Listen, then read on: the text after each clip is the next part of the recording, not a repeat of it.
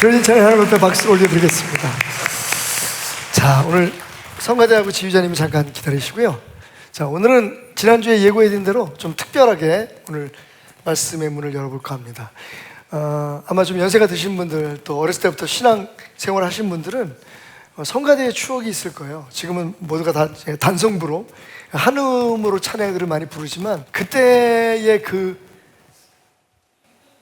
은혜가 가끔은 생각이 납니다. 오늘 여러분 괜찮으시면 우리 특별히 정천일 지휘자님에게 부탁을 드려서 찬송가 1장, 보통 우리가 덕사알러지라고 하는데 그 만복의 근원 하나님이 찬양을 우리 모든 성도들이 다 성가대가 돼서 찬양대가 돼서 한번 사부로 불러보는 시간을 가지면 어떨까?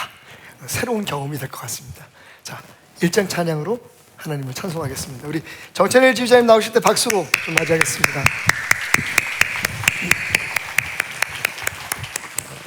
예전에 다윗이 예루살렘 성전을 물론 직접 짓지 못했지만 모든 준비를 다 마쳤습니다. 2,000명의 성가대를 조직해서 예루살렘 성가대에서 찬송이 끊이지 않게끔 그렇게 준비를 마쳤는데 오늘 우리 모든 성도가 함께 찬양을 할 때 그런 역사, 우리 찬송 가운데 계시는 하나님을 느끼는 역사, 임재를 느끼는 역사가 있었으면 좋겠습니다. 잘 하실 수 있죠? 이 사성부로 부르면 어떤 음정이 나오는지 우리 성가대를 통해서 먼저 한번 들어보고 사성부로 지금 연습한 거를 한번 적용해 볼게요. 우리 성가대 하는 걸 듣고서 저렇게 하면은 사성부 찬양이 아름답게 들리는구나, 익숙하게 하는구나 이렇게 했으면 좋겠습니다.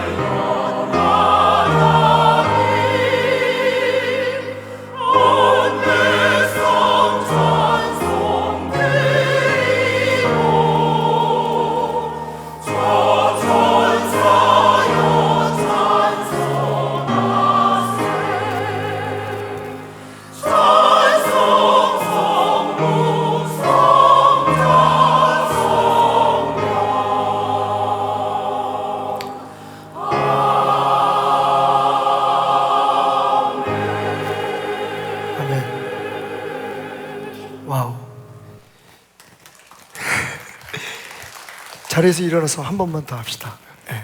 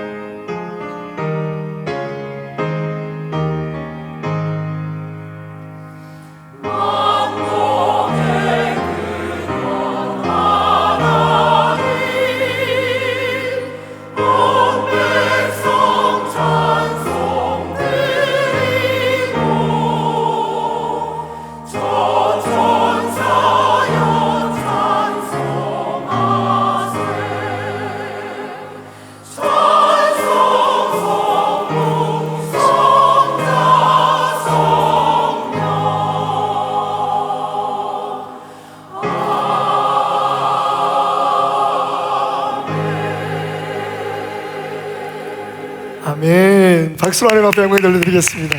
성가대 수고 많으셨습니다.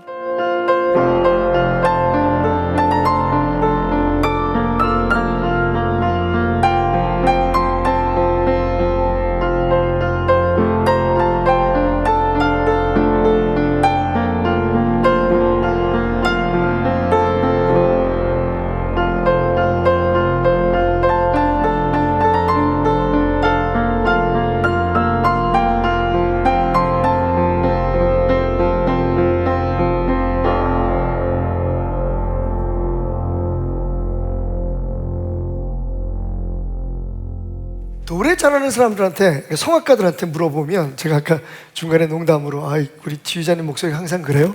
얘기를 하는데, 노래 잘하는 비결이 뭐냐고 물어보면요, 노래 잘하는 사람은 뭘 잘하느냐고 물어보면 노래는 배심으로 하는 거다 라는 얘기를 가끔 합니다. 한국 사람은 밥심으로 살지만 성악가들, 그리고 노래하는 사람은 배심으로 노래를 한다.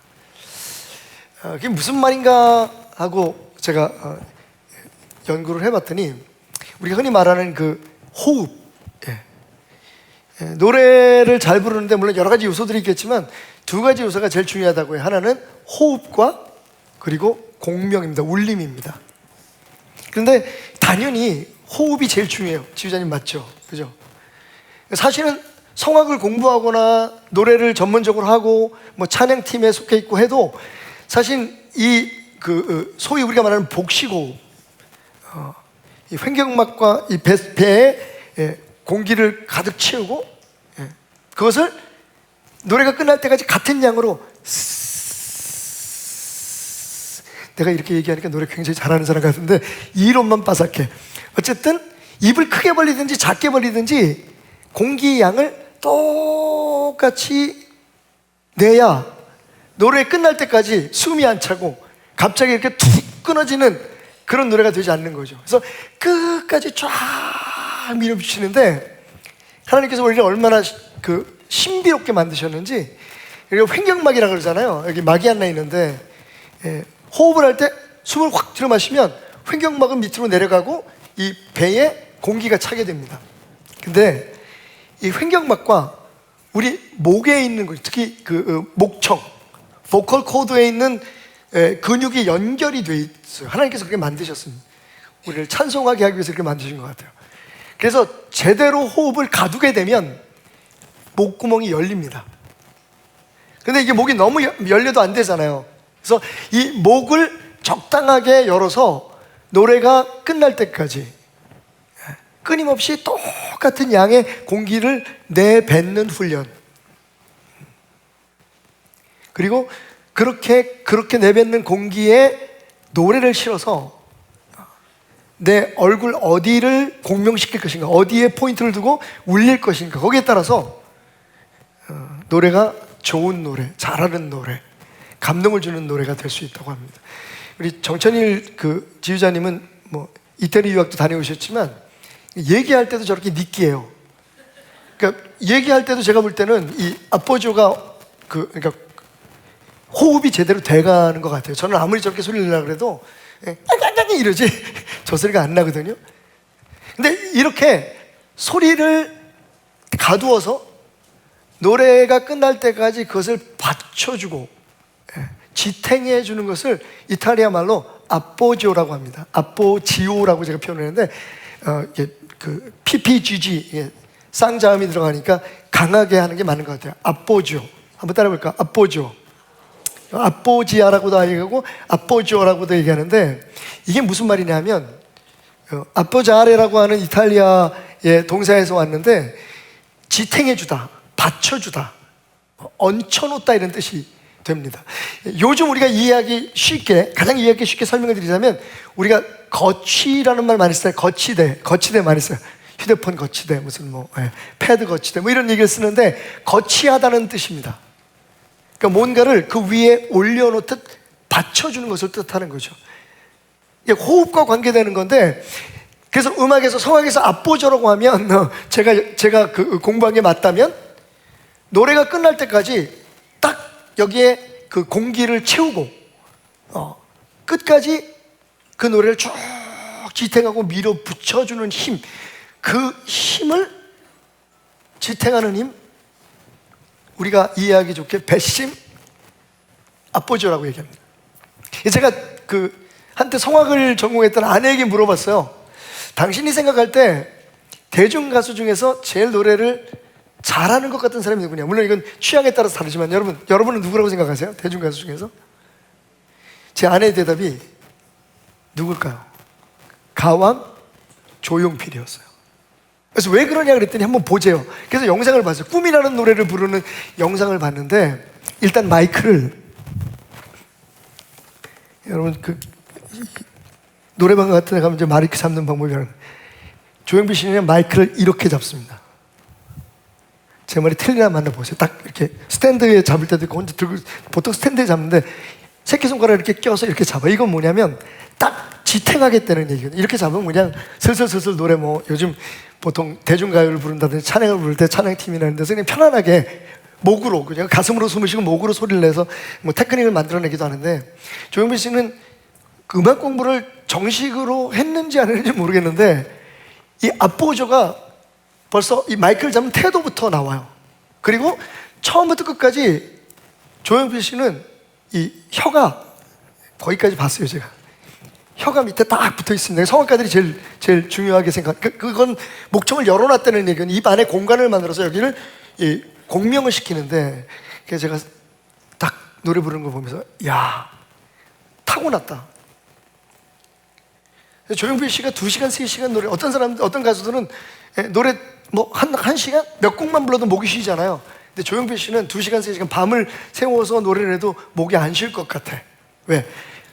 여기서 딱 받쳐주는 힘이 있고 거기에서 나오는 공기에다가 자기의 목소리를 그래서 흐물흐물 되는 것처럼 들릴 수도 있어요. 엉엉엉 됩니다. 그죠?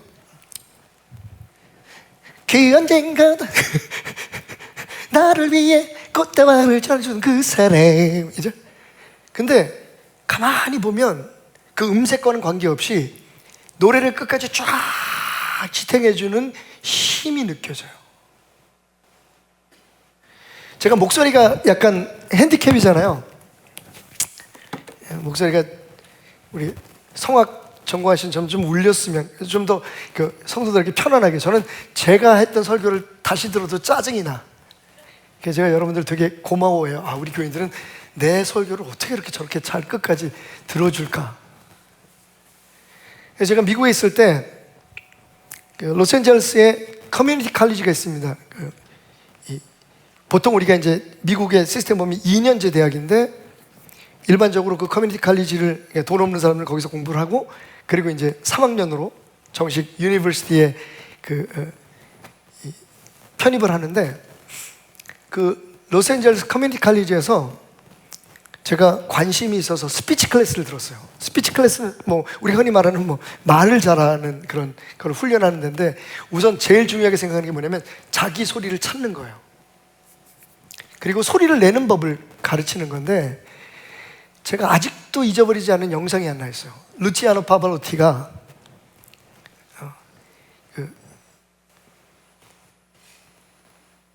강연을 하는데 이 소리 내는 것에 대해 강연을 하는데 처음 노래를 시작할 때 이미 명성을 얻은 그때에도 5년에서 6년 동안 소리를 어떻게 내는지 몰랐대요. 원래 하나님께서 주신 자기가 가진 재능이 놀라워서 사람들이 다 속고 있었다는 거죠. 그런데 존 서덜랜드라고 코로나2라 그 가수가 하나 있어요. 막 현란하고 굉장히 맑고 높은 그런 소리의 소프라노를 부르는 분이 계신데 거장이죠. 호주 출신의 성악가요. 그분과 함께 호주에서 같이 공연을 오랫동안 하게 됐대요. 그러면서 도대체 저분의 뱃속에는 뭐가 있을까? 무슨 기계장치가 있는 것 같았대요. 소리를 너무 쉽게 그리고 흔들림 없이 끝까지 쫙 부르는데 그래서요 사실은 자기도 이미 명성을 얻었지만 파볼로티가 젊은 시절에 파볼로티가 모든 체면을 내려놓고 존 서덜랜드 같은 물어봤대요. 어떻게 도대체 소리를 어떻게 내냐고 호흡을 어떻게 하는지 나한테 알려줄 수 있겠느냐고. 저는 그런 겸손함이 파발로티를 만든 것 같아요. 그랬더니 존 서덜랜드가 뭐라고 얘기하냐면 애기들은 하루 종일 울고 밤을 새서 울어도 목이 쉬지 않습니다. 그 이유를 아세요? 애기들은 앞보조가 돼 있기 때문에 태어날 때부터 사람은 복식호흡을 하게 돼 있는 거예요. 게다가 또 하나 신기한 건 애들이 울 때 이렇게 울고 이렇게 한 애가 이렇게 음이 막 다르게 우는 게 아니라 못 느끼셨겠지만 아이들은 자기의 피치가 있어요. 그래서 딱 그 소리로 복식호흡을 해서 운다는 겁니다. 그러니까 아무리 울어도 지치지 않는 거예요. 궁금하시면 오늘 집에 가서 손주 따귀를 한번 때리셔가지고 눕혀놔야 돼. 그래야지 이게 배가 애기 울 때 배가 올라갔다 내려갔다 이게 복식호흡이거든요. 이게 앞보조예요. 이걸 쭉 유지하는 게 앞보조예요. 제가 알기로는. 그래서 사실은 그 성악가들이 하는 발성이 인간의 육체, 하나님이 창조하신 인간의 육체의 가장 그 완벽한 조화를 이루는 것이 사람이 그렇게 소리를 내면 목으로 내는 소리가 아니기 때문에 지치질 않아요. 그리고 그 소리가 깊습니다. 우리 정천일 지휘자처럼. 부작용이 있다면 좀 느끼하다는 거. 앞보죠. 여러분 기억하시기 바랍니다. 내 노래를 받쳐주고 지탱해주는 힘. 근데 여러분 우리 신앙생활에도 이 앞보조가 필요해요. 배심이 필요하다고요. 우리는 별로 신경 쓰지 않지만 신앙생활 속에 이 앞보조가 없으면 가는 곳마다 상황마다 우리는 왔다 갔다 하고 흔들릴 수밖에 없어요. 노래 부르는 사람이 앞보조가 되지 않은 상태에서 노래를 부르다가 숨이 차서 끊기도 하고 목이 아파가지고 멈추기도 하고. 그래서 어떤 분들은 찬송 부르는 게 너무 힘들다는 사람들이 있어요. 그건 목으로 노래를 부르기 때문에 그렇거든요. 가슴으로 숨을 쉬기 때문에 그런데 이 앞보조가 딱 되면 그러면 큰 소리를 치든 작은 소리로 부르든 딱 내 노래를 받쳐주는 힘이 여기 있기 때문에 흔들림이 없는 거죠. 처음이나 끝이나. 사실 성악가들에게는 이게 평생의 숙제예요. 참 재밌죠? 애기들은 태어날 때부터 자연스럽게 하는 걸 왜 어른들은 못할까요? 그게 어른이 되어가는 것에 대한 부작용이에요. 여러분, 갓난 애기들 물에다 던져보세요. 이것도 한번 오늘 집에 가서 시험해 보십시오. 애들이요, 수영 잘합니다. 원래 뱃속에서 엄마 그 양수, 물 속에서 살았잖아요. 그래서 저는 처음에 TV에서 그 다큐멘터리를 보면서 깜짝 놀랐어요. 그냥 애기들이, 갓난 애기들 그냥 물에다 집어던져, 풀장에다 집어던지는데 얘네들이요, 그냥 수영을 해요. 그런데 어른들은 물에다 집어던지면 다 죽어요. 왜? 살려고 막 버둥버둥 거리는 게 오히려 사람을 물에 가라앉게 만들기 때문에 그래요. 태어날 때부터 사실 하나님은 우리에게 하나님을 찬양하고 하나님을 바라보고 의지하며 살아갈 수 있는 우리의 삶의 신앙을 지탱해주는 영적 앞보조를 우리에게 주신 거예요. 근데 우리가 자꾸만 자라면서 세상의 것들을 배워가고, 그리고 우리의 육신의 욕망과 우리 자신의 생각 때문에 그 앞보조를 잃어가고 있는 거죠. 자, 오늘 말씀 주목하십시오. 굉장히 유익한 말씀이 될 것입니다. 첫 번째로 우리가 기억해야 될 거 한번 따라해 봅시다. 신앙은 스포츠다. 제가 아주 단적으로 말씀드릴게요. 우리의 신앙생활은 스포츠와 같습니다. 거기에 좀 더 이해를 돕기 위해서 단어 하나를 덧붙인다면 영적인 스포츠다. 스피리추얼 스포츠다. 자, 제가 이 말을 어디에서 생각하게 됐냐면요, 아까 말씀드린 루치아노 파발로티가 되게 재밌는 얘기를 했어요. 성악은 폐를 이용하는 스포츠다라고 얘기했어요. 그러니까 파발로티에게 있어서는 성악이 그냥 예술이기 전에 스포츠인 거예요. 무슨 의미에서 그럴까요? 좋은 소리를 내기 위해서, 감동적인 소리를 내기 위해서, 그리고 오랫동안 멀리 가는 소리를 내기 위해서 스포츠와 같이 끊임없이 훈련을 하고 단련을 해야 된다는 거예요.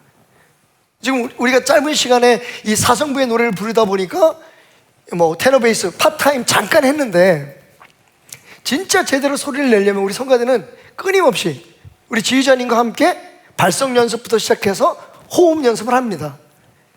물론 잘 안 되죠. 하지만 끊임없이, 지금 성악하는 사람들이 보세요, 여러분. 수천 명이 앉아있는 그런 그 오디토리움에서 노래를 부르잖아요. 마이크 없이 소리를 부르는데 소리가 끝까지 가야 돼요. 이게 앞보조가 되지 않으면 불가능한 거예요. 그러니까 대중 가수들은 노래를 부를 때 마이크를 사용하니까 소리가 멀리 가지만, 성악가들은 물론 요즘은 그 고성능의 마이크를 앞에다 놓고 하긴 하지만 원래는 그냥 맨 목소리로 했잖아요. 이게 훈련이 필요한 거예요. 그래서 파발로티는 아주 단적으로 내게 있어서 성악은 스포츠다. 한시도 쉬지 않고 하루도 쉬지 않고 끊임없이 훈련하고 또 훈련해서 그 좋은 소리를 유지하고 더 좋은 소리를 내기 위해서 몸부림치는 스포츠와 같다. 같은 맥락에서 저는 오늘 우리 신앙이 스포츠다 라고 말씀드리는 거예요. 자, 오늘 7절 말씀 보십시다.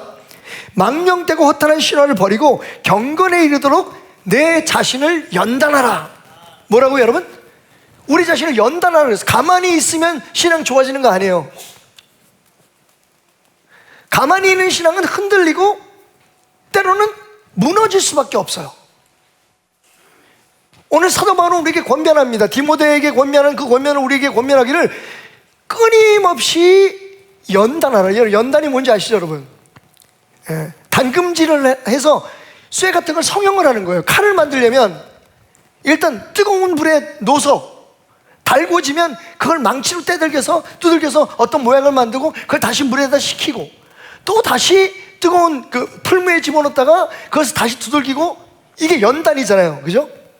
문자적으로 연단이라는 의미예요. 우리의 신앙이 그런 끊임없는 담금질이 필요하다는 거예요. 그냥 가만히 자라나는 게 아니라 분명히 우리의 신앙이 흔들리지 않고 유지되기 위해서는 스포츠맨들처럼, 운동선수처럼 열심히 훈련을 해야 된다는 겁니다.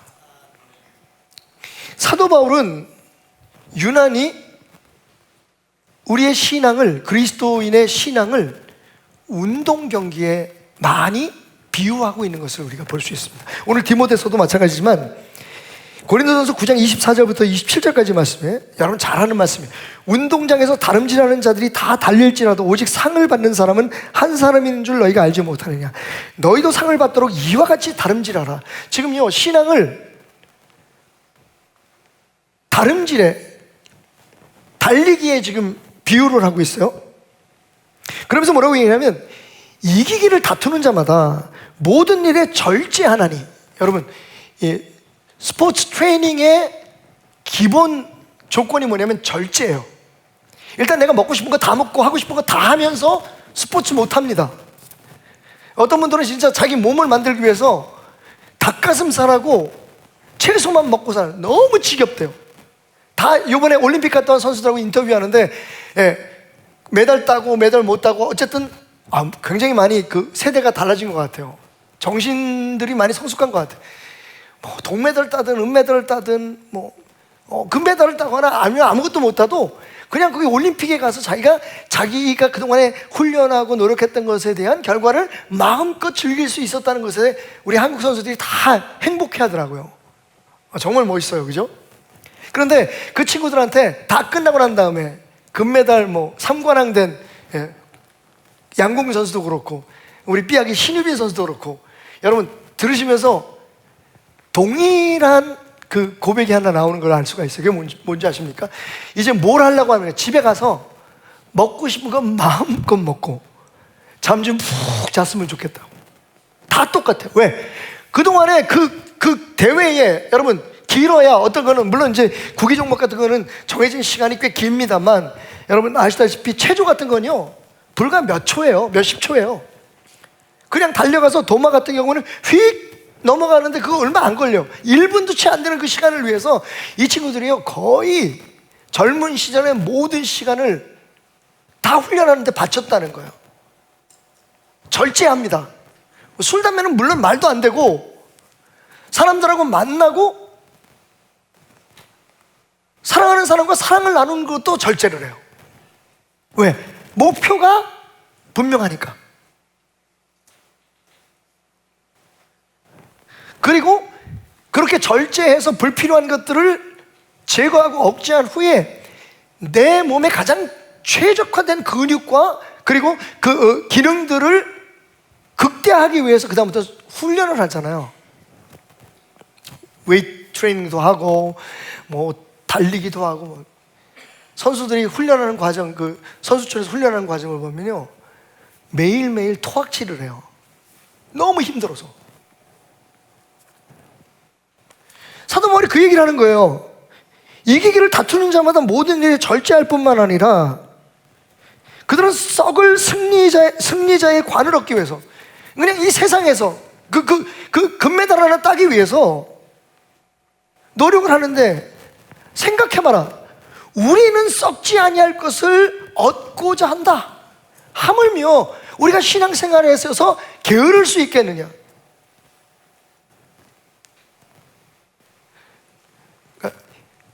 데일리 베이스, 매일매일의 기준으로, 다시 말하면 일상으로 우리 스스로를 영적으로 훈련시키고 하나님과의 관계를 유지하기 위해서 애쓰지 않으면 그건 바른 신앙생활이 아니라는 겁니다. 조금 들으시기 불편하실 수 있지만 주일날 교회 나서 예배 드린 게 그 종교적 행위가 내가 하나님의 사람으로 살고 가고 있다는 것의 증거가 될 수 없다는 거예요. 운동선수 그렇게 하지 않습니다. 여러분 놀다가 일주일 만에 가서 경기하고 또 와서 놀다가 일주일 만에 경기하고 여러분 그 한 번의 경기를 위해서 일주일 내내 고생하는 거예요.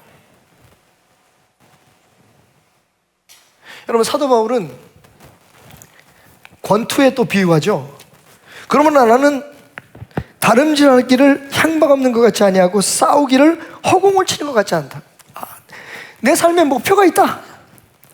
내 신앙의 목표를 위해서 나는 달리기 선수가 달리는 것처럼 목표를 정해놓고 끊임없이 그 목표에 도달하기 위해서 최선을 다해서 훈련을 한다. 나는 마치 권투 선수가, 격투기 선수가 상대방을 제압하기 위해서 허공을 치고 목표 없는 헛손질을 하는 게 아니라 정확하게 그 상대의 몸에 내 주먹, 발을 맞추게 하기 위해서 정말 모든 정신을 다 쏟아서 그렇게 나는 훈련해 왔다. 그러면서 내가 내 몸을 처복종하게 하면, 이 얘기는 뭡니까? 그냥 가만 놔둬서는 내 몸이 운동선수가 될 수 없는 것처럼 나의 그런 어떤 인간적인 욕망과 욕구들을 자꾸만 억제하고 끊임없이 트레이닝을 통해서 내 자신을 훈련시키지 않으면, 내 몸을 훈련시키지 않으면 내 몸이 정말 중요한 시간에 반응할 수 없다는 겁니다. 그러니까 나는 내 몸을 항상 굴복시키려고 몸부림치고 있다. 쳐서 복종시키려고 한다. 근데 그 목적이 참 기가 막혀요. 내가 그렇게 하는 것은 남에게 복음을 전파한 후에 나 자신이 도리어 버림을 당할까 두려워합니다. 여러분 생각할 때 목사님 강단에 서서 하는 설교를 하시니까, 우리 찬양팀 찬양대는 앞에 나와서 찬양을 하니까, 주일학교 교사들은 아이들을 가르치니까 저분들은 참 믿음이 좋다라고 판단하실 수 있지만, 여러분 사도 바울, 우리가 어떻게 사도 바울의 믿음을 따라가겠어요? 근데 그 사도 바울이 뭐라고 얘기합니까? 그런데 나도 항상 마음 졸이며 지켜보는 게 있다. 그것 때문에 나는 하루도 쉬지 않고 끊임없이 내 육체의 욕구와 내 안의 아집, 고집을 꺾으려고 몸부림치고 있다. 그게 뭡니까? 내가 목사로 살아가고 내가 그리스도인으로 살아갔지만 결국엔 그게 신앙이 아니었다라는 게 증명될까 봐. 구원은 하나님의 선물입니다. 아멘. 하지만 구원받은 사람의 삶은 끊임없는 훈련이 필요한 거예요. 신앙은 스포츠입니다, 여러분. 쉬지 않고 훈련하고 쉬지 않고 연단해야 할. 자, 그렇다면 우리가 연단해서 얻어야 될 게 무엇입니까? 우리가 그러한 신앙생활을 끊임없이 지탱하고 유지해서 주님 보시는 날까지, 우리가 처음 예수 그리스도를 영접해서 그리스도인이 교회 처음 나와서 등록하고 그리스도인이 돼서 예수님 만나는 그 자리까지 설 때까지 우리의 신앙이 흔들리지 않은, 장소나 환경, 같이 하는 사람들이나 혹은 시간에 관계없이 낮이나 밤이나 정말 하나님의 사람으로 쫙 살아갈 수 있도록 하기 위해서 우리가 트레이닝하는 목적이 뭐냐? 다시 말하면 우리의 신앙을 버텨주고 우리의 신앙을 지탱해주는 신앙의 앞보조가 뭐냐? 이걸 위해서 훈련을 해야 된다는 거예요. 자, 그게 오늘 말씀에 있습니다. 그게 뭐라고요? 경건에 이르도록 내 자신을 훈련시켜라. 자, 이어지는 8절과 9절 말씀에 보면 몸의 훈련은 약간의 유익이 있으니, 제가 요 부분만 8절과 9절만 세 번역으로 이해하시기 좋게 읽어드립니다. 경건 훈련은 모든 면에 유익하다. 지금 사도 바울은 뭘 얘기를 하냐면 우리의 신앙의 기초가 되는 것은 경건인데 이 경건을 끊임없이 유지하고 그 경건을 끊임없이 더 성장시키기 위해서 우리가 매일매일 훈련을 해야 된다는 거예요. 매일매일 연단을 해야 된다는 겁니다. 그래서 이 경건이 우리의 삶의 앞보조가 될 때, 우리 신앙생활의 앞보조가 될 때 우리의 신앙은 상황이나 환경이 흔들리지 않은, 오히려 상황과 환경을 지배해가는. 여러분, 운동선수들이 환경 탓하고는 못하잖아요, 그죠? 물론 그 환경을 만들어줘야 될 것이 우리 대한체육회라든지 이런 단체들의 국가의 어떤 의무이긴 하지만, 그래도 여러분 일부러 바람 부는 날 관역을 향해서 화살을 날리기 위해서 변화무쌍하잖아요. 그래서 우리나라 양궁 선수 세계 최고죠. 이 양궁 선수들은요 일부러 바람 부는 바닷가에 가서 활 연습을 하고 일부러 야구장에 가서 관중들을 깍 몇몇 명씩 채워놓고 거기서 막 다른 나라를 응원하면서 소리 지르고 노래 부르게 하고 집중력을 테스트하기 위해서. 여러분, 환경과 관계없이 결국은 내가 원하는 목적을 이루기 위해서 그런 모진 트레이닝을 한다는 거예요. 우리 신앙도 마찬가지예요, 여러분. 우리가 주님을 믿는다고 하는데 무엇으로 그것을 우리가 판단합니까? 교회 열심히 나오는 거요? 교회에서 우리가 배웠던 그 모든 것들을 잘하는 거예요. 노래, 찬양 잘 부르고 기도 열심히 하고. 여러분 오늘 말씀을 놓치지 마십시오. 뭐라고 얘기하냐면 개역 개정에는 육신의 연단은, 그러니까 육체의 연단은 약간 유익이 있다. 그런데 경건의 훈련은 범사에 유익하다.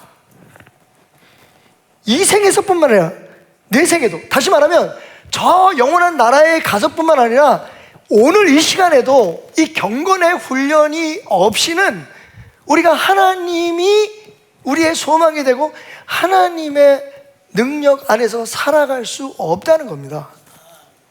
여러분, 우리 신앙의 앞보조가 뭐라고요? 우리 신앙을 상황과 환경과 관계없이, 시간과 관계없이 버텨내게 하는 힘은 바로 경건입니다. 따라합시다. 경건. 경건. 이 두 글자를 여러분 귀에 쳐 박으십시오. 가슴에다 새기십시오. 그냥 교회 다니는 거, 종교적 행위하는 거, 난 찬송도 열심히 부르고 교회 와서 예배도, 주일날은 내가 안 빠지지. 여러분, 바로 이 말씀이에요. 뭐라고 얘기하냐면 육체의 연단. 세번역에서는 몸의 훈련은 약간 유익이 있다. 여러분, 몸의 훈련, 그러니까 우리가 생각할 때는 그냥 뭐 헬스를 하든지 뭐 이런 트레이닝을 하는 육체적인 그런 운동은 우리에게 도움이 되잖아요. 그죠? 솔직히 말하면 우리는 영적인 훈련보다, 그죠? 경건의 훈련보다 육체적인 훈련에 더 많은 신경을 씁니다. 저도 요즘 헬스를 시작했는데 걱정되는 게, 여기 뭐 그렇게 헬스장이 많지 않다가 보니까 서경대학교에 있는, 거기가 가격도 저렴하고 환경도 좋고 그리고 별로 너무 넓어서 여러 사람들한테 신경을 안 써도 되는데, 제가 한 가지 걱정이 생겼어요. 뭐냐면 갔더니 거기 우리 집사님들이 다 계셔. 장로님들이 다 계셔. 강중수 장로님, 이무송 집사님. 근데 이무송 집사님은 안 보이대. 끊었지? 내가 거기 다닌다는 거 알고 끊었지? 그래서 제가 가능하면 우리 장로님들, 집사님들하고 안 부딪히는 시간에 가려고 노력을 하는데, 그래도 뭐 사우나에서 빨개 벗고 만난 적이 한두 번이 아니에요. 거의 왜냐하면 운동을 하니까 아침에 일어날 때 어깨가 덜 아픈 거예요. 그래서 이 운동을 해야겠구나. 여러분 가운데서도 걷기 막 중요하다고 생각하시는 분들 많을 거예요. 그죠? 그래서 나 하루에 몇만 보씩 걸어 막 이런 분들 되게 많은데, 여러분 한 가지만 물어봅시다. 그러면 여러분의 경건, 다시 말하면 하나님 앞에서의 여러분의 신앙의 모습을 건강하고 튼튼하게 다지기 위해서 하루에, 아니 일주일에 얼마의 시간을 할애하십니까? 지금 사도 바울이 얘기하는 건 이런 거예요. 사실은 이런 육체적인 헬스를, 이런 트레이닝을 얘기하는 게 아니라, 여기서 육체의 연단 혹은 몸의 훈련이라는 얘기는 뭐냐면 몸으로 보여주면서 하는 신앙생활을 얘기하는 거예요. 교회 출석하는 거, 교회에서 봉사하는 거, 찬송하고 기도하고, 이거 다 보여지는 거잖아요. 여기서 우리가 육체로 하는 신앙적인 행위들을 뜻해요. 그런데 그게 유익하죠. 교회 나와서 말씀 듣고 일주일에 한 번이라도 나와서 예배 드리고, 주중에는 막 성경책 그냥 자동차 트렁크에다 처박아 놓고 주일날 와가지고 문 열고 툭툭툭 설고 가지고, 요즘은 성경책 가져올 필요도 없어요. 다 쏘아주는데 뭐.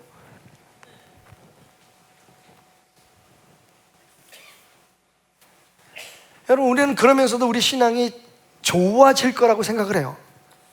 이렇게 말씀을 열심히 들으니까.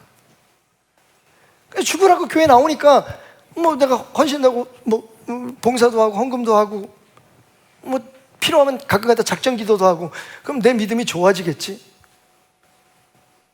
여러분, 운동하듯이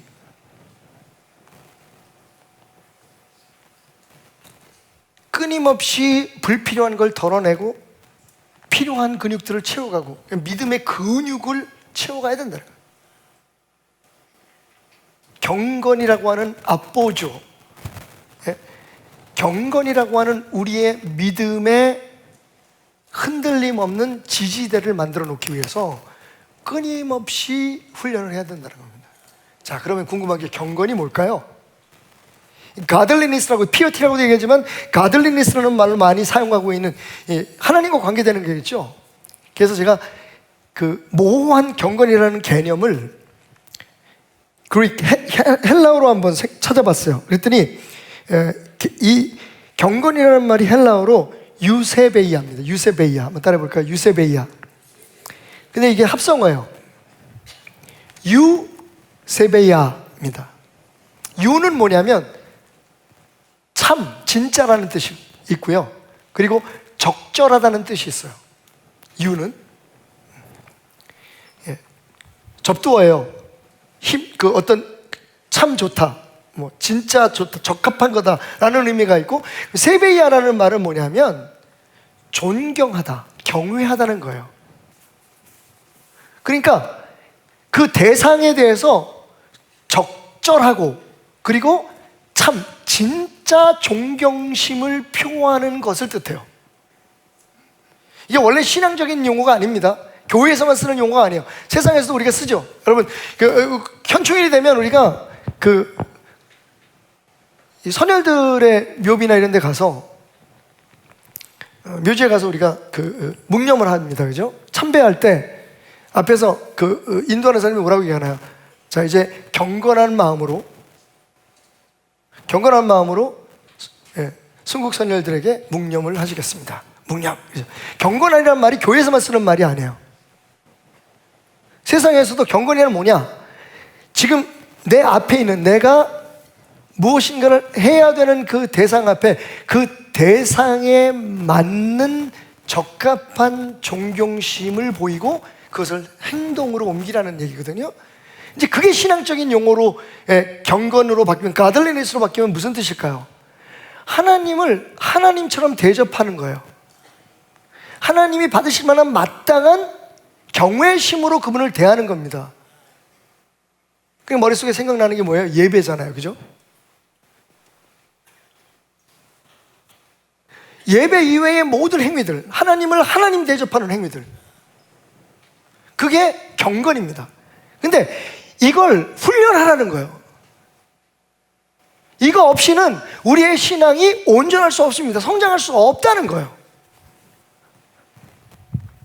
그러면서 말하기를 10절에서 이를 위하여 우리가 수고하고 힘쓰는 것은 우리 소망을 살아계신 하나님께 두미니 곧 모든 사람, 특히 믿는 자들에게 주시니라.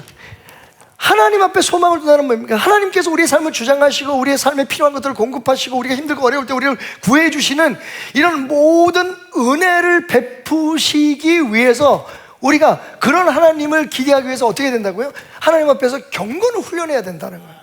항상 하나님을 하나님으로 대접하는 것을 어떤 상황이나 어떤 환경 관계없이 하나님을 비가 오나 눈이 오나, 여러분 운동선수들은요 어떤 상황이 벌어질지 모르니까 끊임없이 자기의 퍼포먼스를, 그 스포츠적인 퍼포먼스를 최대한으로 끌으려고, 뭐 손흥민 선수나 나보십시오 여러분. 그 비 많이 오는 영국에서 그 눈 많이 오고 구름 낀 안개가 끼는 그 구장에서 상황과 관계없이 골을 넣으려고 최선을 다하는 것처럼 그 경건이 우리 안에 매일매일의 훈련 과정이 되지 않으면, 그 경건을 의식하고 우리가 반드시 가져야 될 신앙의 버팀목, 앞부조로 가는 생각을 가지고 노력하지 않으면 우리의 신앙은 흔들릴 수밖에 없다는 거예요.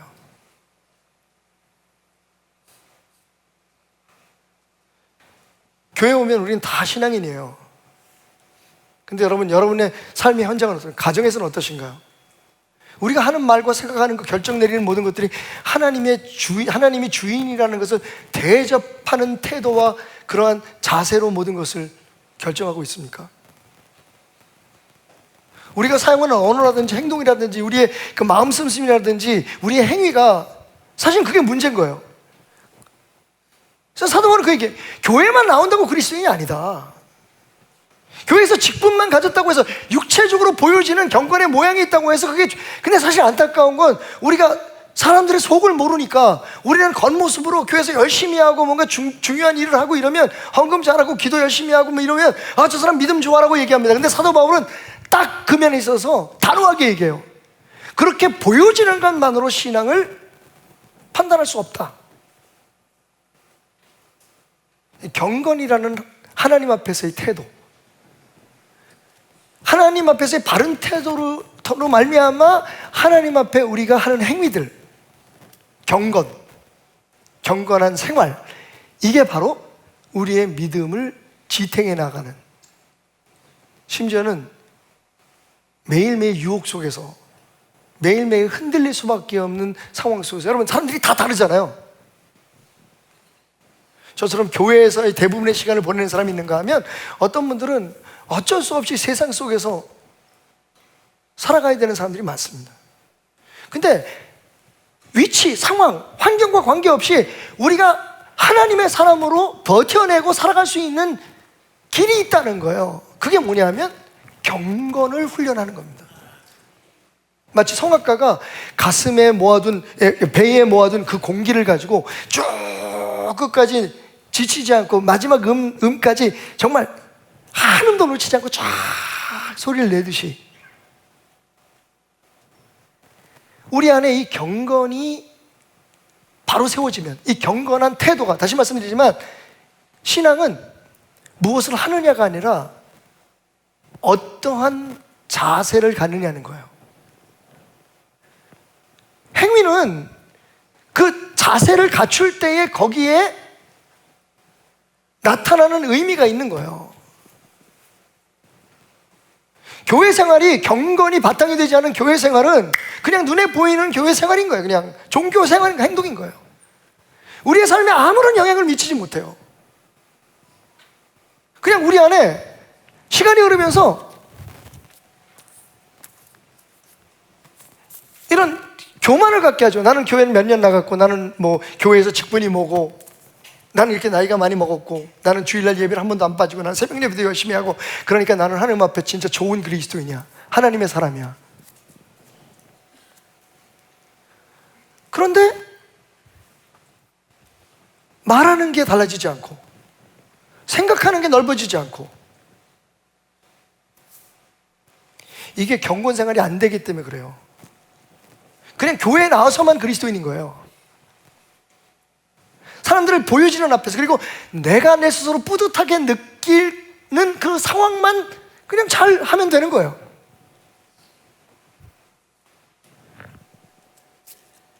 여러분, 신앙은 하나님 앞에서의 태도입니다. 뭘 하느냐가 아니에요. 이게 기독교가 다른 신앙과 다른 거예요. 행위가 아니라 동기예요. 마음의 자세인 거예요.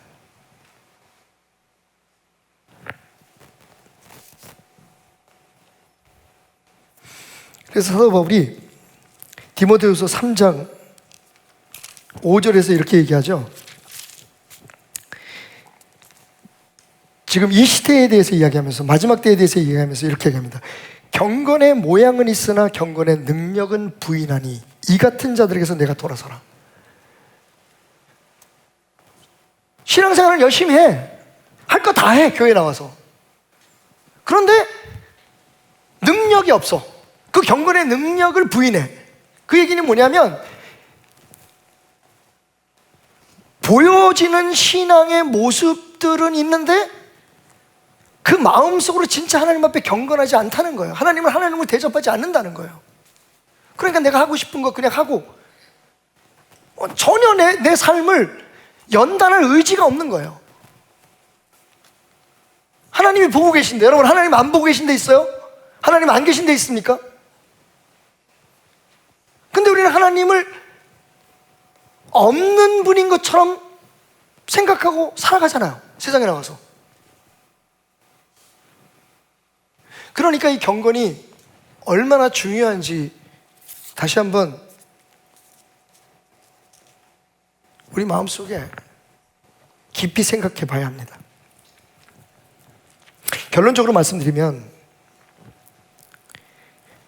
경건이 우리 신앙의 모양이 되고, 그리고 동시에 능력이 되어야 돼요. 다시 말하면 우리가 하는 행위가 경건해야 하고, 예배드리고 기도하고 말씀 보고, 이게 우리가 하나님 앞에서 하나님으로 인정하는 행위들이잖아요. 근데 그거만큼 중요한 게 뭐냐면 내용이에요. 왜냐하면 하나님은 중심을 보시니까. 말씀드렸죠. 최초의 하나님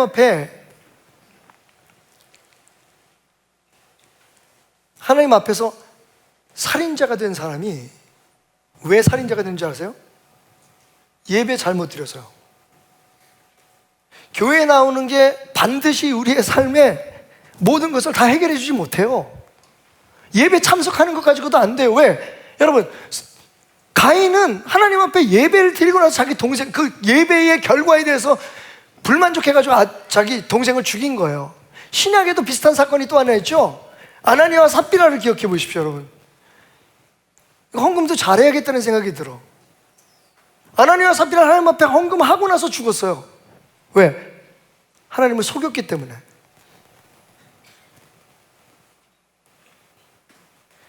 여러분, 하나님을 정말 대접하려면 하나님이 어떤 분이신가를 우리가 알아야 되잖아요. 우리가 함부로 해야 될 분이 아니에요. 그냥 우리가 필요하면 찾아가가지고 우리가 원하는 만큼만 예배하면 되는 분이 아니에요.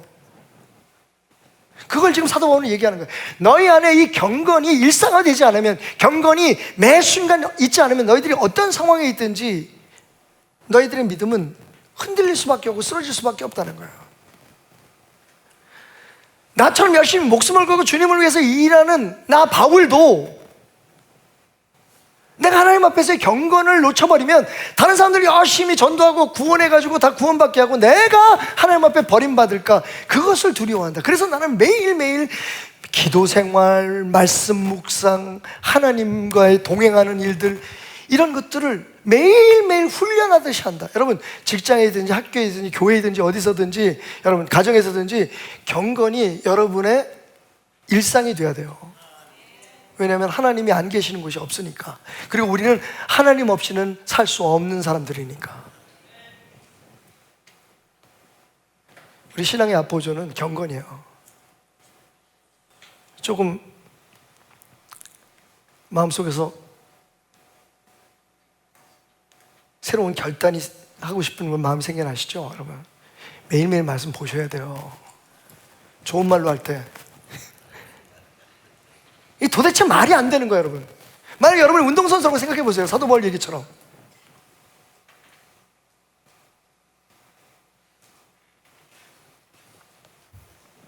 매일매일 기도하셔야 돼요.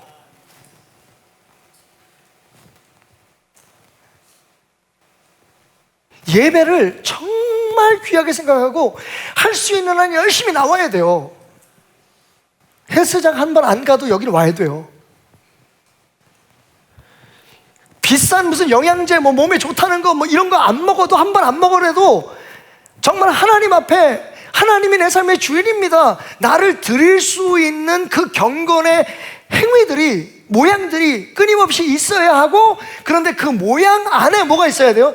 경건의 능력, 하나님을 정말 하나님으로 인정하고, 그래서 그렇게 하나님으로 우리의 삶에 인정받으신 하나님의 은혜가 금생에, 지금, 그리고 우리가 죽을 때까지, 내 생애까지, 천국에 갈 때까지 계속 우리의 믿음을 지탱해줘야, 하루하루를 변화무쌍하고 위험천만한 세상 속에서 하나님의 사람으로 우리를 살아가게 하는 거예요. 이거 없이 어떻게 우리가 하나님의 사람으로 버텨낼 수 있겠어요? 나 교회 열심히 주일마다 나가는데 이건 다 목사님 책임이야. 나를 변화시키고 은혜를 안 끼친, 여러분 죄송합니다. 제가 조금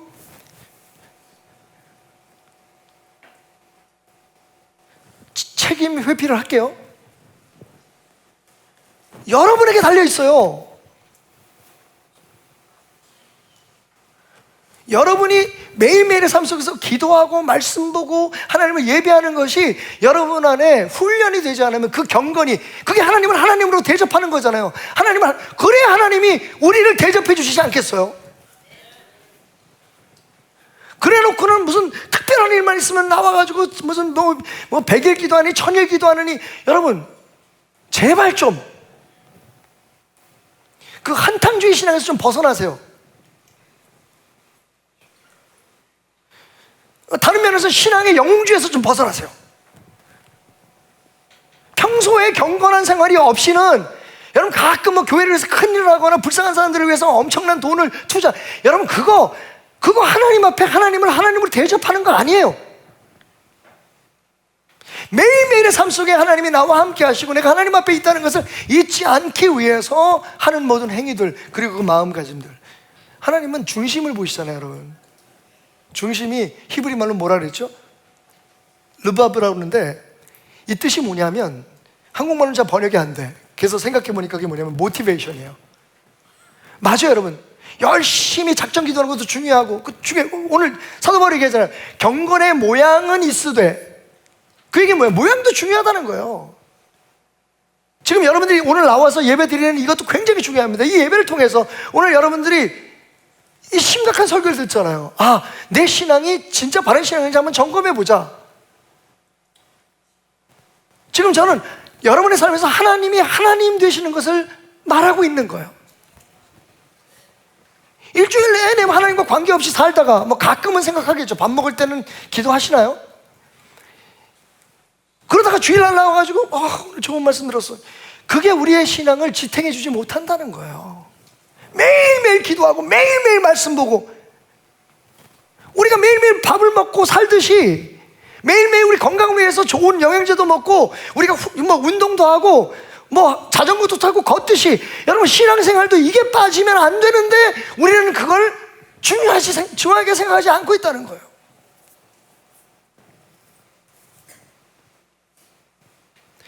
우리가 하는 모든 종교적인 행사들과 행동들의 의미는요, 하나님이 우리의 삶에 하나님 되시는 것을 인정하기 위한 거예요.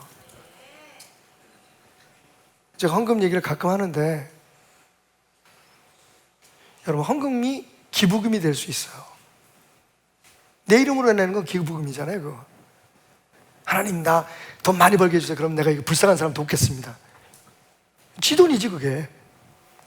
자기 이름 내려고 하는 거야. 내가 이렇게 살고 있어. 나는 불쌍한 사람들 돌아볼 줄 알아. 여러분, 하나님이 원하시는 그런 물질이 아니에요. 당신의 마음이지. 진짜 아낌없이 도와줘도 이게, 하나님께서 나에게 이렇게, 우리 가정에 이렇게 복을 주셨구나, 그 하나님의 은혜에 내가 보답하는 일이다. 그래서 이름도 없이 빚도 없이 그냥 하나님 앞에 드리는 것만으로도 만족할 수 있는 그 신앙의 고백으로 드리는 물질이 진짜 물질인 거예요. 액수 중요하지 않아요, 여러분. 액수 중요하지 않아요. 정말 마음이 있으면 다 뭐 그런 설교 많이 듣잖아요. 힘겹게 하라고. 그냥 저는 그 설교가 마음에 안 들어요. 힘에 붙이게 하라고. 그 얘기는 뭐예요? 내가 하는 거잖아, 그건. 그리고 거기에는 항상 목적이 있잖아요. 여러분, 경건. 끝까지 경건. 이게 크리스천의 배심이에요. 그러니까 그 마음을 가지고 살아가면 끊을 거 끊고, 멈출 건 멈추고, 안 만날 사람들 안 만나고, 안 해야 될 일을 안 하고 먼저 시작되죠. 그 다음에 해야 될 일을 더 열심히 하게 되고, 당연히 주님을 위해서 내가, 왜? 하나님이 보고 계시니까. 지금 뭘 하고 안 하고는 그 다음 문제예요, 여러분. 사실은 정말 내 마음이 매 시간 경건하게 하나님을 하나님으로 대접하는 것으로 굳어져 있으면요, 모든 면에서 우리가 무엇을 해야지 무엇을 해야 하지 않을지가 다 드러나게 돼요. 근데 우리 그거 다 무시해버려요. 경건 생활을 포기해버려요. 그냥 난 하고 싶은 대로 하고 주일날 나와서 봉사하고 헌신하고 교회 다니고, 그럼 나 구원 받았지?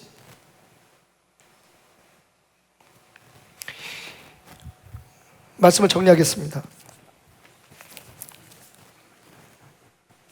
노래 잘하는 비결은 배심이에요, 그죠? 신앙생활 잘하는 비결은 경건이에요. 그런데 이건 그냥 잘하고 못하고를 떠나서 경건의 생활이 몸에 배어있지 않고 그 자세가 하나님 앞에서 세워지지 않으면 그 사람은 하나님 믿는 사람 아닌 거예요. 그냥 내 필요에 따라서 구원받으려고 믿는 거지, 내가 원하는 거 얻기 위해서 하나님을 믿는 거지.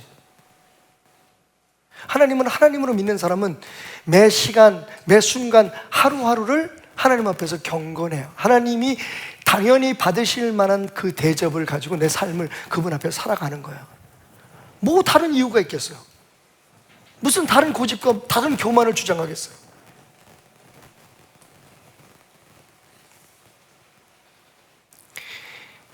신앙은 스포츠와 같습니다. 끊임없이 쉬지 않고 연단하고 훈련해야 할, 무엇을 위해서? 우리 안에 매일매일의 삶이 경건하기 위해서. 경건은 신앙의 앞보조입니다. 우리의 신앙을 처음부터 끝까지 흔들리지 않게, 어떤 상황에서도 변하지 않게 붙들어주고, 그로 말미암아 어떻게 해요?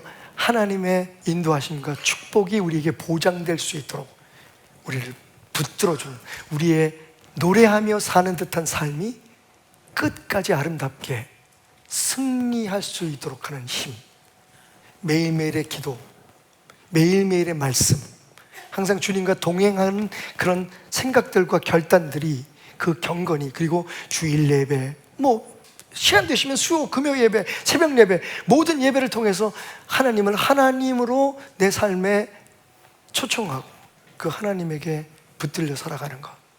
경건, 유세베이야. 그거 없이는 하나님의 사람이라는 자부심 갖지 마십시오. 그리스도인이라는 말 하지 마십시오. 주일날 교회 나오는 게 그리스도인이 아닙니다, 여러분. 교회 다니는 사람이 그리스도인이 아닙니다. 왜냐하면 하나님은 우리의 삶에 항상 하나님이시기 때문입니다. 말씀을 묵상하다가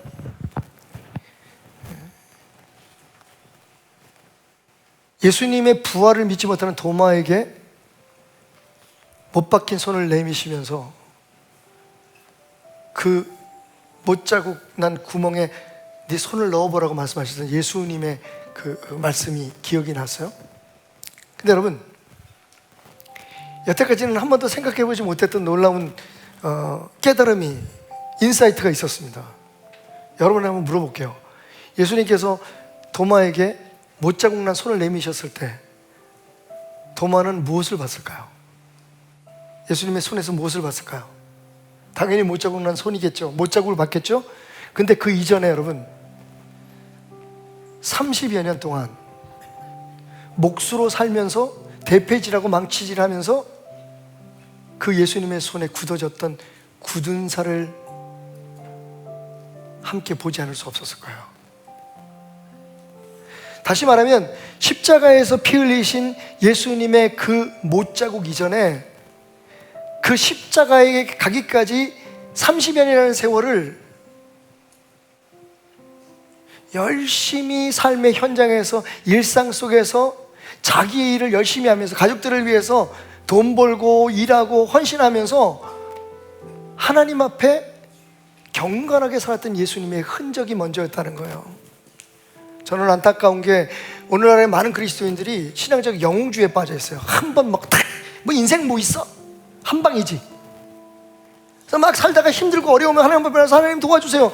그 한 방으로 모든 걸 해결하려고 하는데, 여러분, 만약에 예수님의 손에 그 대패질로, 그 끌질과 망치질로 연단되어 생겨난 그 굳은 살이 없었다면 예수님의 십자가의 그 못자국도 어쩌면 그 빛을 잃을지도 몰라요. 예수님이 이 땅에 우리를 위해 십자가를 지시고 우리를 구원하시기 위해 오셨지만 십자가에 오르시기 전에 삶의 현장에서 열심히 하나님을 섬기며 경건의 생활을 잊지 않았던 거죠. 그게 예수님의 삶에 여기저기서 보여요. 사단에게 시험 당하실 때 예수님은 말씀으로 쫓으십니다. 예수님은 매일매일 그 영광스러운 여정 속에서도 기도하는 것을 잊지 않으세요. 여러분, 저는 우리 베델교회가 세상 앞에 못자국을 보여주기보다는 매일매일의 삶 속에 주님을 따르기 위해서 몸부림쳤던 그 굳은 살을 보여주는 교회가 됐으면 좋겠어요. 무슨 갑자기 잘 되고 기적을 체험하는 어떤 비결을 배우는 곳이 아니라 매일매일 삶 속에 우리를 위해서 십자가에 죽으셨을 뿐만 아니라 오늘도 우리 안에서, 그리고 우리와 함께 동행하시는 그분의 손을 꼭 붙들고 살아갔다는 흔적이 있었으면 좋겠어요.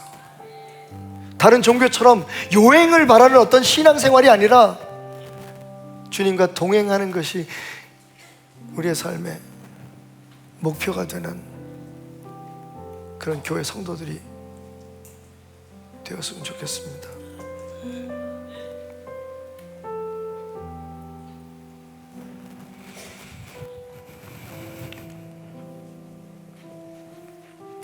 히브리서 5장 7절 말씀. 그는 육체에 계실 때에 자기를 죽음에서 능히 구원하실 이에게 심한 통곡과 눈물로 간구와 소원을 올렸고 그의 경건하심으로 말미암아 들으심을 얻었다. 여러분, 예수님의 기도가 하나님 앞에 응답된 이유는요, 통곡으로 기도하고 간절히 기도해서가 아닙니다. 거기 뭐라고 나와 있어요?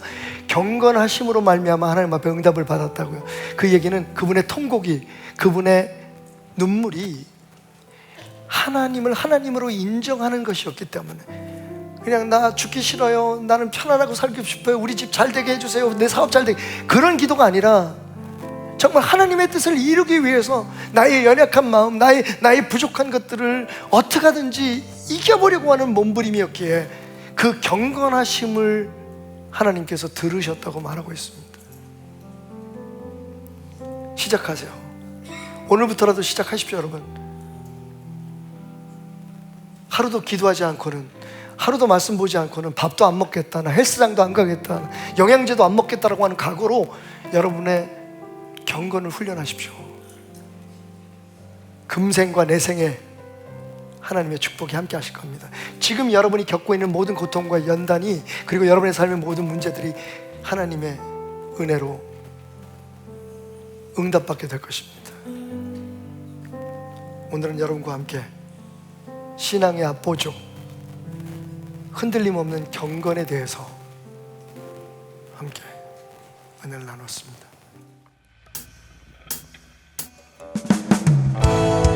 할렐루야. 우리 형제 자매님 모두 같이 주님의 이름을 높여드리는 귀한 은혜가 있기를 원합니다.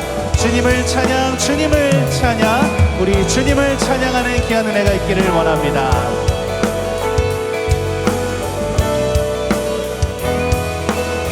형제여 우리 모두 다 함께, 형제여 우리 모두 다 함께 주님을 높이 부르세.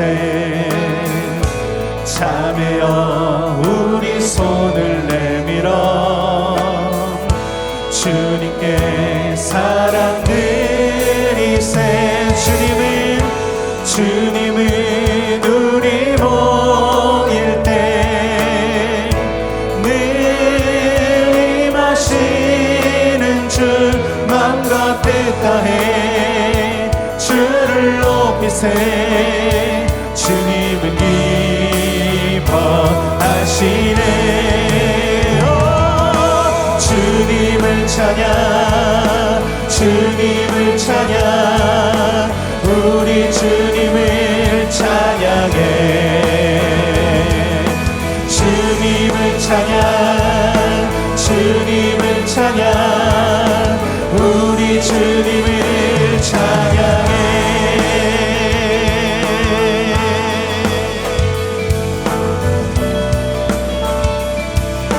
우리 한 번 더 찬양하며 나갈까요?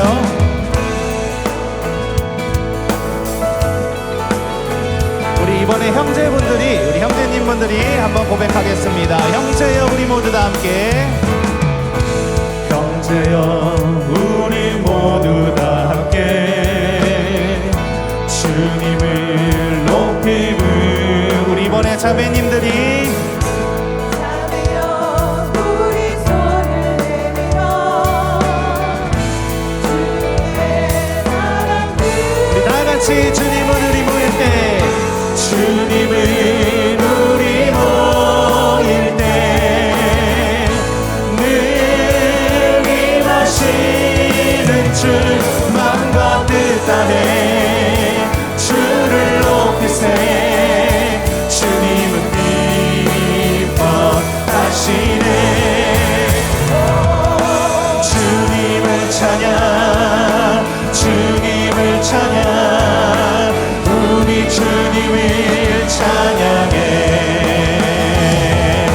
주님을 찬양, 주님을 찬양,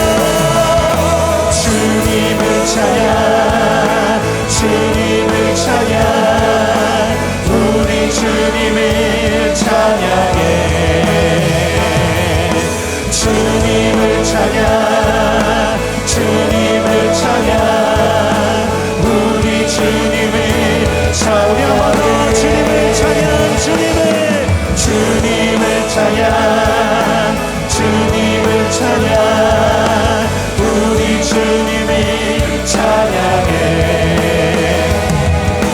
주님을 찬양 주님을 찬양 우리 주님을 우리 목소리로 한번 고백할까요? 주님을 찬양 주님을 찬양 주님을 찬양 우리 주님을 찬양해 주님을 찬양 주님을 찬양 우리 주님을 우리 박수 한번 주님을 찬양합니다 찬양 주님을 찬양 우리 주님을 찬양해 주님을 찬양 주님을 찬양 우리 주님을 찬양해 우리 주님을 찬양해 할렐루야 오늘도 주님을 높여드리며 주님을 찬양합니다 아멘.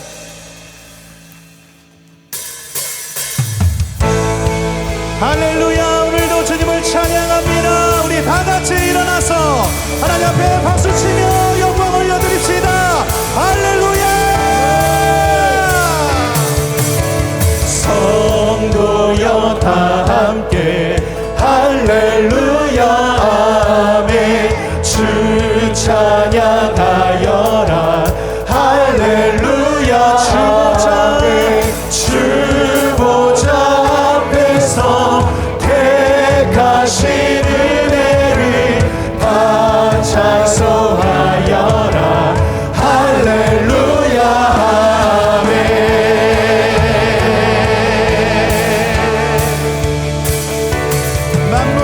만문을 열어라 할렐루야 아멘 고난을 울려라 할렐루야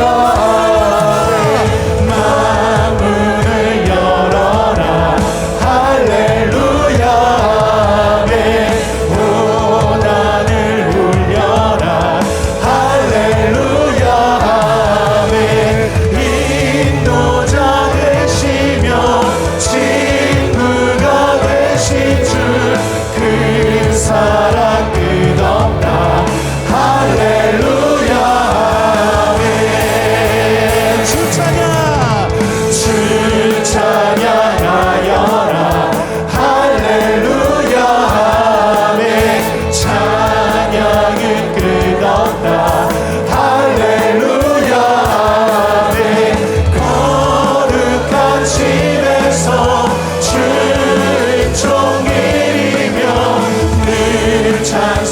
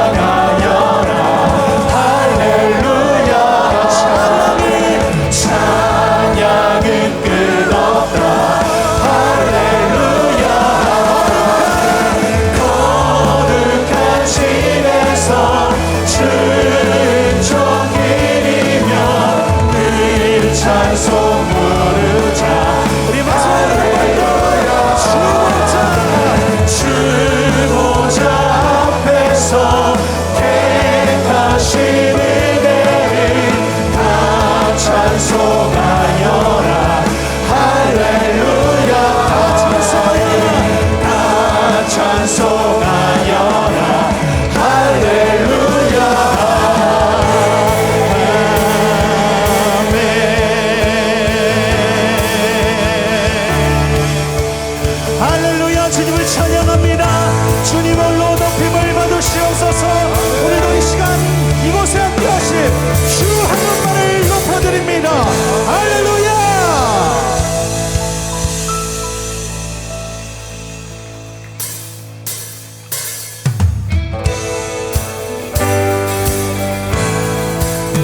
우리의 사랑의 빛이 되시는 주님을 이 시간 찬양하기 원합니다.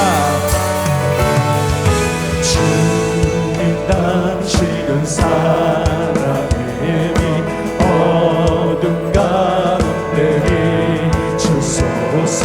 세상의 빛 예수님을 비추사 당신의 진리로 우리를 자유케 비추소서.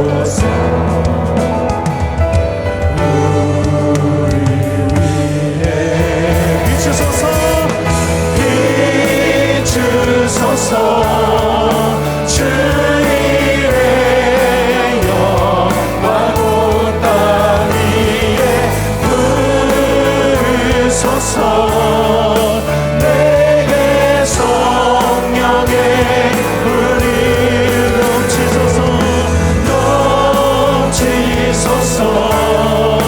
은혜와 긍휼 그 열방 중에 전하소서. 빛 대신 주의 말씀.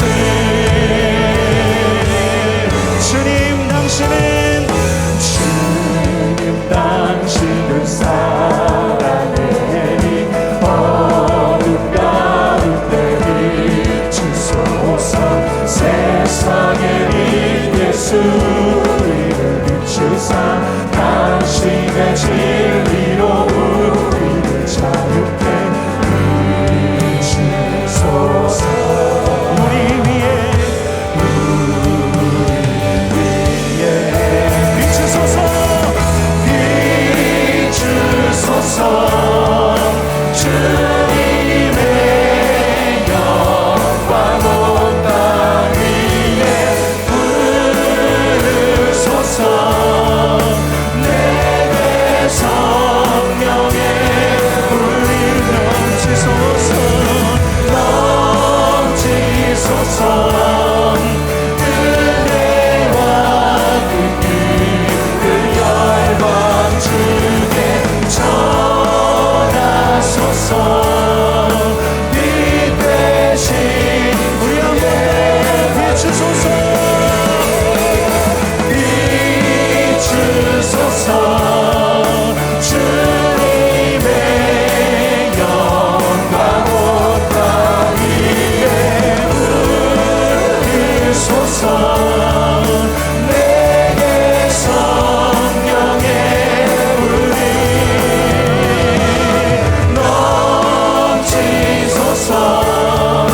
은혜와 긍휼 그 열방 중에 전하소서. 빛 대신 주의 말씀. 비추소서. 비추소서. 주님의 영광 온 땅 위에 부으소서. 내게 성령의 불이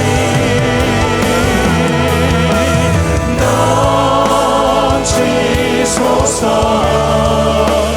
은혜와 긍휼 그 열방 중에 전하소서.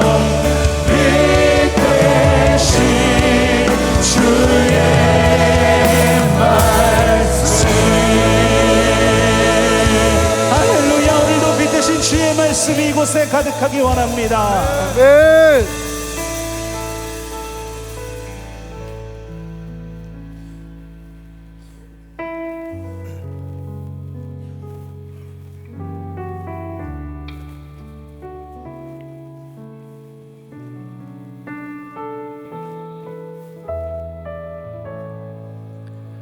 우리가 마지막 찬양, 우리가 이런 마음을 갖고 하나님 앞에 고백하며 경배하며 나갔으면 좋겠습니다.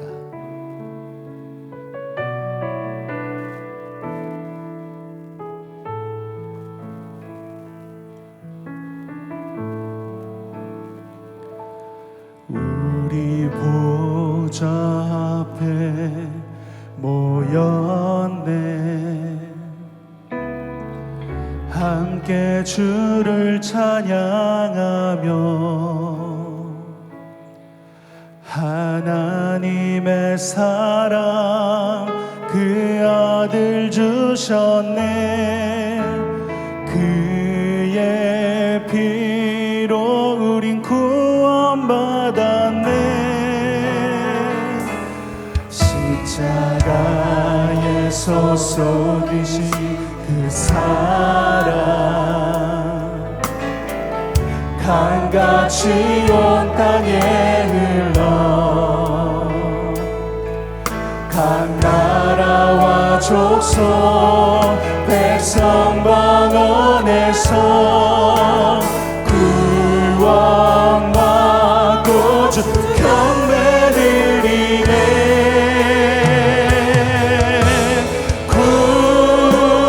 구원하심이 보좌에 앉으신 우리 하나님과 어린 양께 있도다. 구원하심이 보좌에 앉으신 우리 하나님과 어린 양께 있도다. 우리 보좌 앞에